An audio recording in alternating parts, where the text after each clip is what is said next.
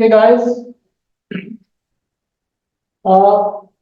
हमारा last time polymerisation खत्म हो गया था। फैक्ट्स वगैरह जो हैं वो हमारे सिलेबस से उन्होंने आउट कर दिए इस दफा। ठीक है, लेकिन आपको सिर्फ इतना पता होना चाहिए कि फैक्ट्स का और टेरिनीन टेरिनीन ये दोनों पोलीएस्टर होते हैं, ये ध्यान में रखना है। ठीक है जी। और उसके बाद proteins and the second thing nylon, ये दोनों पोलीएमाइड होते हैं। ठीक है जी। और उसके अलावा कार्बोहाइड्रेट में याद रखना है कि ग्लूकोज के बीच में ऑक्सीजन जो है वो जुड़ी होती है, लाइक दैट। तो ये कुछ चीजें जो है वो तुम लोगों ने याद रखनी है। ठीक है जी, तो इनको ध्यान में रख लीजिएगा। आज मैं थोड़ा सा शॉर्ट फॉर्म में आप लोगों को मोल्स वगैरह से रिलेटेड जो है कुछ फॉर्मूलाज वगैरह बता रहा हूँ, क्योंकि हम लोगों ने पेपर 4 में और पेपर 2 और पेपर 1 में उससे रिलेटेड जो है वो जो क्वेश्चंस करेंगे, पेपर करेंगे, you should know about that those formulas. तो यहाँ पे मैं कुछ चीजें करवा रहा हूँ और उससे रिलेटेड फिर मैं आप लोगों को कुछ समझा भी रहा हूँ। ठीक है जी। सबसे पहले आप लोग भी कुछ फॉर्मूलाज लिख लीजिए जो कि पूरे मोल्स वगैरह में आपके इस्तेमाल होंगे। ठीक है। सबसे पहली चीज, पहला फॉर्मूला जी ऑर्गेनिक प्रथम, पहला फॉर्मूला परसेंटेज बाय मास, या इसको हम लोग परसेंटेज कंपोजिशन भी कहते हैं। ठीक है जी। ये दोनों का फॉर्मूला क्या होता है? A R into number of atoms into 100 और डिवाइडेड बाय एम आर। ठीक है जी। ये आपका एक फॉर्मूला है परसेंटेज बाय मास या परसेंटेज कंपोजिशन को निकालने का। And how you are going to use this formula, इसको दो तरीकों से हम लोग इस्तेमाल कर सकते हैं। मसलन यहाँ पे लिखा हुआ है जी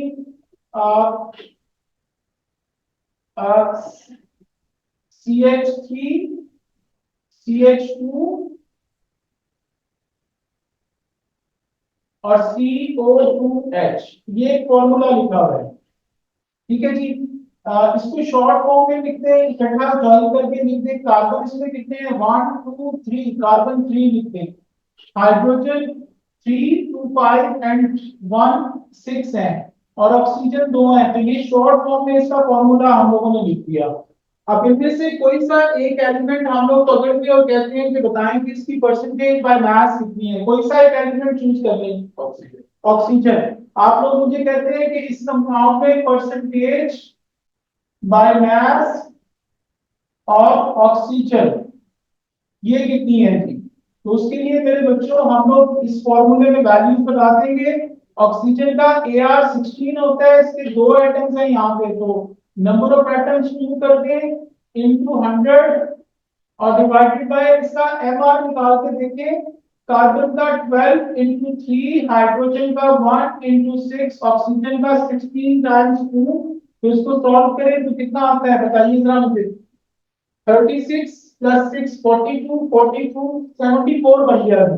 तो इसको सॉल्व करेंगे तो आपका आंसर आ जाएगा परसेंटेज में। You got it? अच्छा जी। अब इसी क्वेश्चन को, एक तो ये तरीका है, दूसरा तरीका ये है अगर आपको उसने इस क्वेश्चन इसकी वैल्यू गिवन की हो, मसलन उसने लिखा हो 8 gram of CH3 CH2 CO2H, 8 ग्राम उसने इस चीज का लिया हुआ है। इसको शॉर्ट फॉर्म में लिखते हैं C3H6O2। ठीक है जी। तो इसमें से भी किसी एक एलिमेंट की हम लोग परसेंटेज निकालते हैं।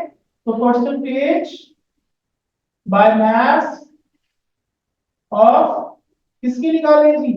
कार्बन की निकाल लेते हैं। अब कार्बन निकाल लेते हैं। अब तुम लोगों ने क्या करना है? सेम यही फॉर्मूला यूज करना है। कार्बन का Ar कितना होता है? 12, पीरियोडिक टेबल में आपको गिवन होगा। कार्बन के कितने एटम्स हैं? 3 टाइम्स ये 100 और डिवाइडेड बाय इसका mr 74 है। अब उसमें करना क्या है? ये देखिए, यहाँ पे वो आपसे परसेंटेज नहीं पूछेगा, बल्कि वो पूछेगा मास ऑफ कार्बन। 8 ग्राम अगर ये हो तो उसमें मास ऑफ कार्बन कितने हैं? तो ये 100 की बजाय 8 लिख दो, अमाउंट जो गिवन है वहां पे। समझ लगी है। और इसको सॉल्व करें तो आपका आंसर जो है वो ग्राम में आ जाएगा, यहाँ पे आंसर परसेंटेज में आएगा। Everyone got it. चलिए जी, मैं इससे रिलेटेड पहले क्वेश्चन आपको समझा दूं और उसके बाद फिर हम लोग नेक्स्ट पार्ट जो है वो मोल्स की तरफ मूव करनी है। ये आज मैंने मोल्स वाला टॉपिक खत्म करवा देना, इसको प्रोलॉन्ग नहीं करना, ठीक है। अच्छा जी, इसमें क्वेश्चन देखते जाएं। ये देखें जी, ये मैं क्वेश्चन यहाँ पे कर रहा हूँ, ये क्वेश्चन नंबर 4 चेक करें जरा। क्वेश्चन नंबर 4 में वो हमें क्या कह रहा है, what is the mass of aluminium in 204 gram of aluminium oxide. तो ये पूरा फॉर्मूला है, उसमें से वो एक एटम का मास आप लोगों से पूछ रहा है। तो इसमें फॉर्मूला वही लगाएंगे, क्या फॉर्मूला होता है, A R into number of atoms into 100 और डिवाइडेड बाय एम आर। ये तब लगाते हैं जब परसेंटेज निकालनी हो। तो हमें परसेंटेज भी निकालनी, मास निकालने हैं एल्यूमिनियम का। तो यहाँ पे लिखने मास ऑफ एल्यूमिनियम। एल्यूमिनियम का ए आर होता है 27। यहाँ पे एल्यूमिनियम के कितने एटम है, दो, टाइम्स 100 की बजाय जो अमाउंट गिवन है क्वेश्चन में वो लिख दें 204 और डिवाइडेड बाय इसका एम आर कितना होता है Al2O3 का 102। तो इसको सॉल्व करें तो कितना आ जाता है 108 ग्राम। तो D that is your answer. पता चल गया। 27 और 2 कहां से है, फाइनल 27 ए आर है। पीरियोडिक टेबल में देखो एल्यूमिनियम के साथ 13 और 27 लिखा हुआ है। तो जो बड़ा नंबर होता है वो ए आर होता है। 50 बार ये बता चुका हूँ। ठीक है जी, ये क्लियर हो गया बेटा। अच्छा जी, एक ये क्वेश्चन देखें, इसमें वो पूछ रहा है कि which substance has the highest percentage by mass of nitrogen. तो नाइट्रोजन का ये इस फॉर्मूले में देखते हैं, नाइट्रोजन का Ar14 होता है। यहाँ पे नाइट्रोजन के दो एटम्स हैं, टाइम्स 2 टाइम्स 100 और इसका Mr हमें क्वेश्चन में दिया हुआ है कितना 80। इसी तरीके से ये दूसरे का करें, 14 टाइम्स नाइट्रोजन के दो एटम्स हैं तो टाइम्स 2 टाइम्स 100 और डिवाइडेड बाय इसका Mr 132 है। तीसरा ये वाला करें, नाइट्रोजन का Ar14 टाइम्स 2 टाइम्स 100, इसका Mr 60 दिया हुआ है। इसका करें 14 टाइम्स, यहाँ पे नाइट्रोजन के तीन एटम्स हैं तो टाइम्स 3 टाइम्स 100, इसका Mr 149 दिया हुआ है। तो इसको जब सॉल्व करेंगे तो चेक करें किसका सबसे बड़ा आंसर आता है, तो सी का आएगा, तो that would be your answer.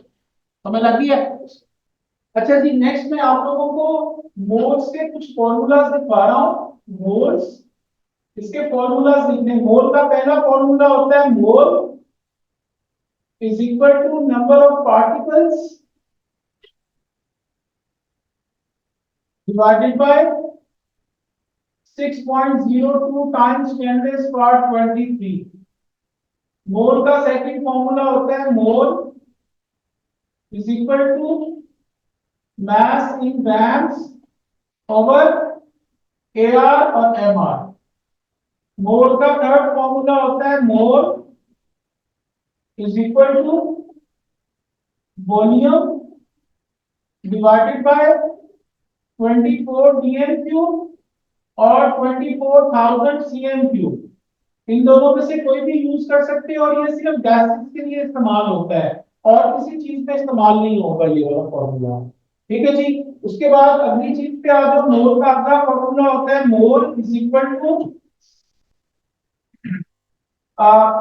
Concentration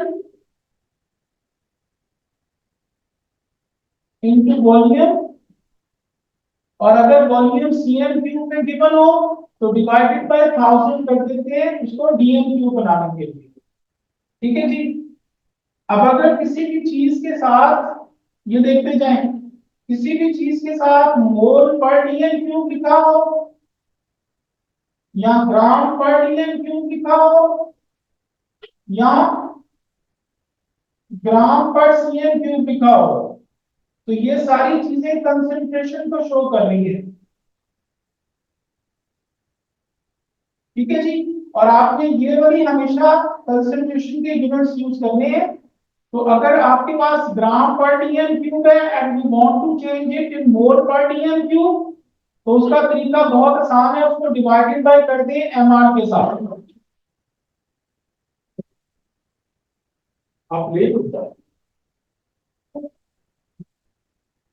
अच्छा जी, ये पहली चीज है। दूसरी चीज, अगर किसी चीज के साथ ग्राम, किलोग्राम या टन, इनमें से कुछ लिखा हो तो ये चीज मैथ को शो करती है।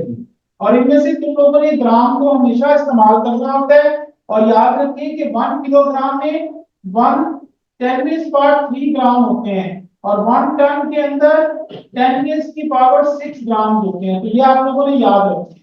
तीसरी चीज, अगर किसी चीज के साथ सीएम क्यूब या डीएम क्यूब लिखा हो तो ये चीज वॉल्यूम को शो करती है।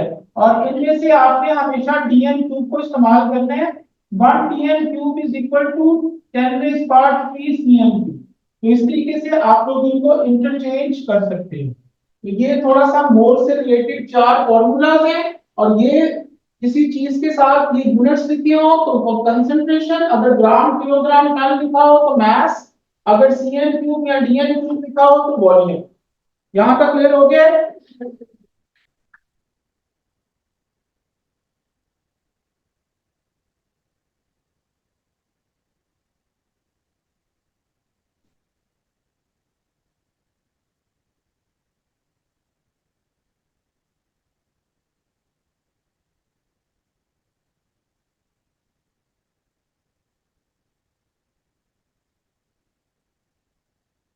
ये मैं क्वेश्चन लिख रहा हूँ, ये क्वेश्चन मैं आपको समझाता हूँ और फिर पास पेपर में से एक दो क्वेश्चन समझाता हूँ, देन ठीक है।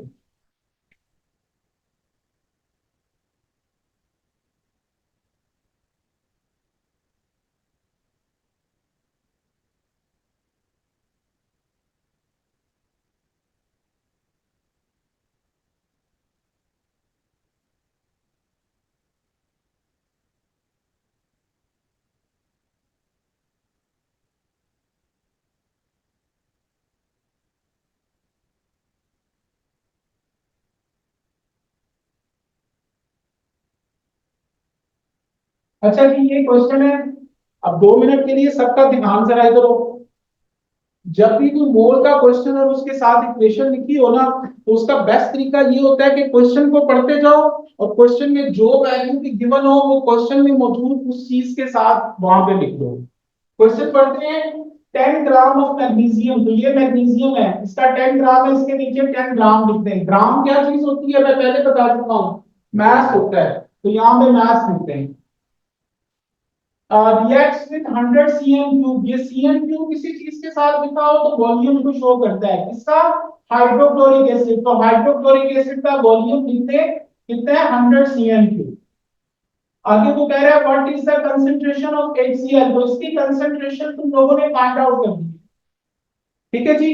तो सबसे पहला काम क्या करेंगे कि ये जो वैल्यूज गिवन है इनके मोल बनाते हैं। तो मास का फार्मूला मोल किस फार्मूले में आ रहा है, मोल वाले में?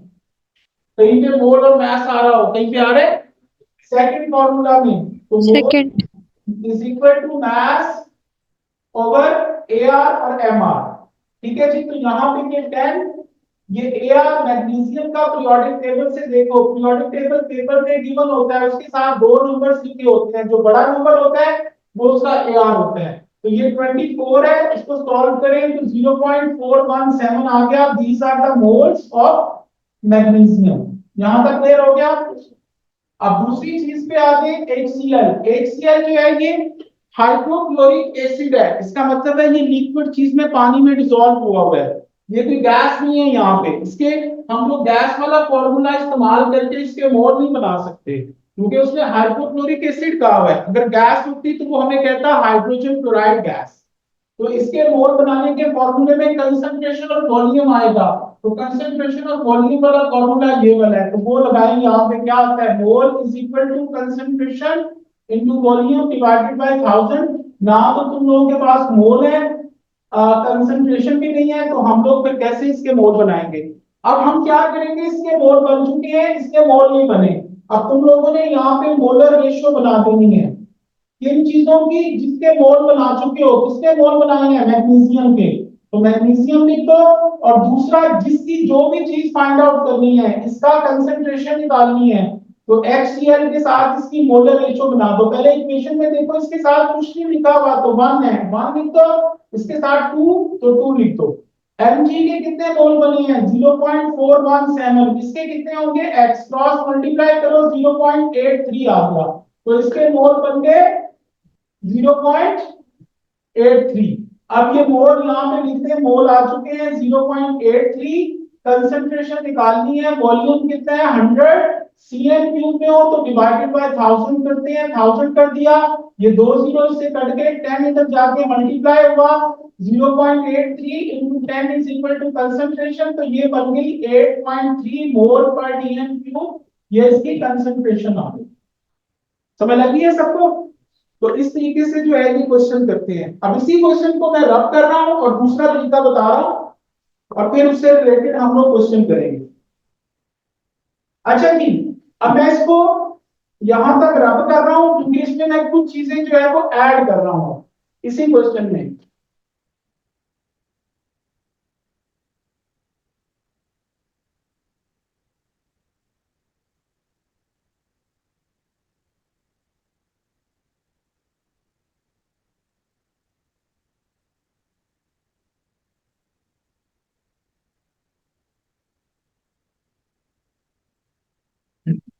अब इसी क्वेश्चन को मैंने चेंज कर दिया है।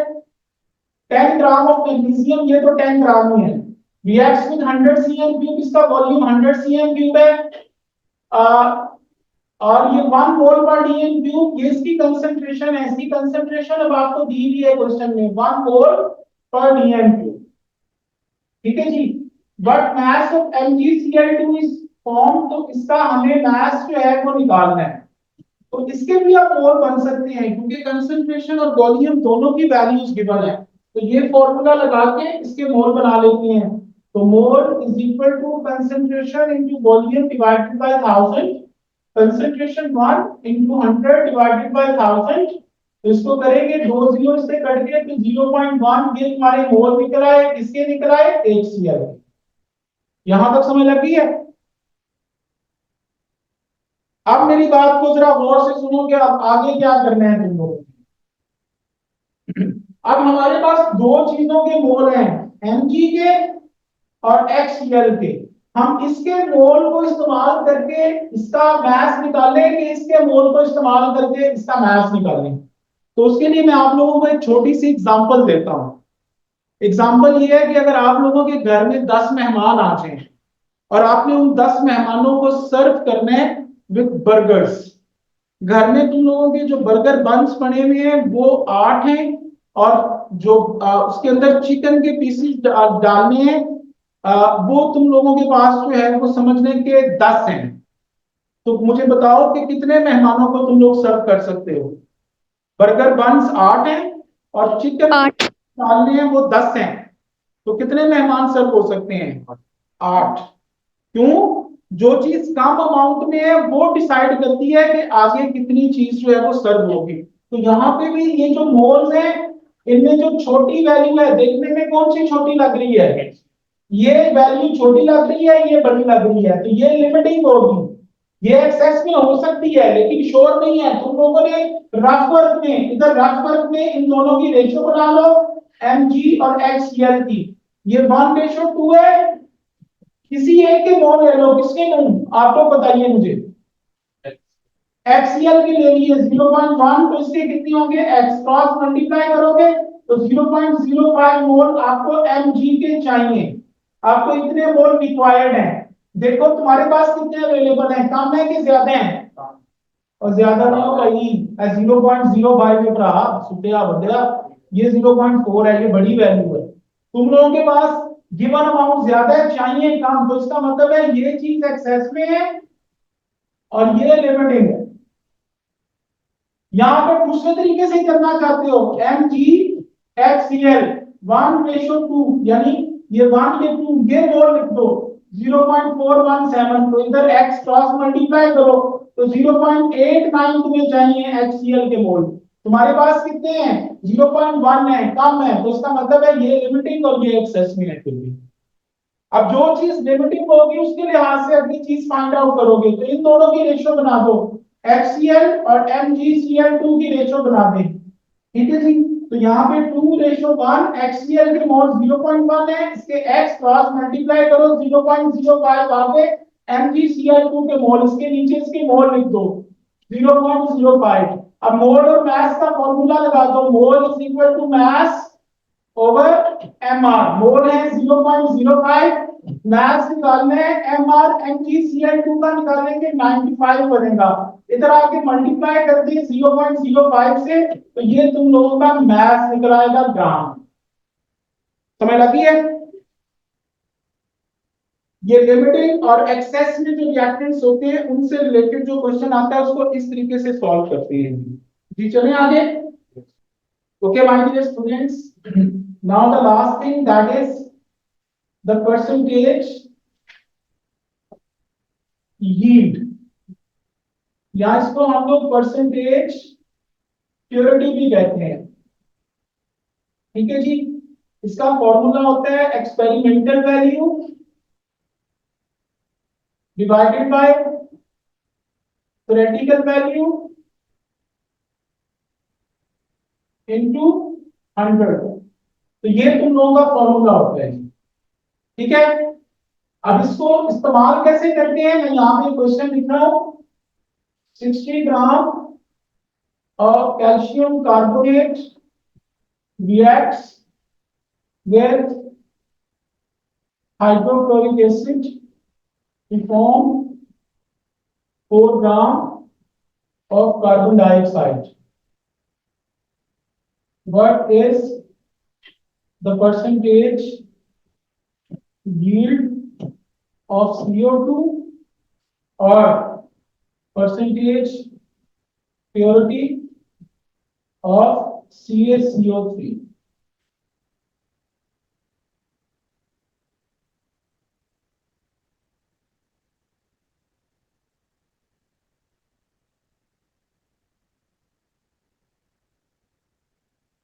लो जी, ये आखिरी चीज है, इसको गौर से देख लो, ध्यान से, जरा सबका ध्यान करो।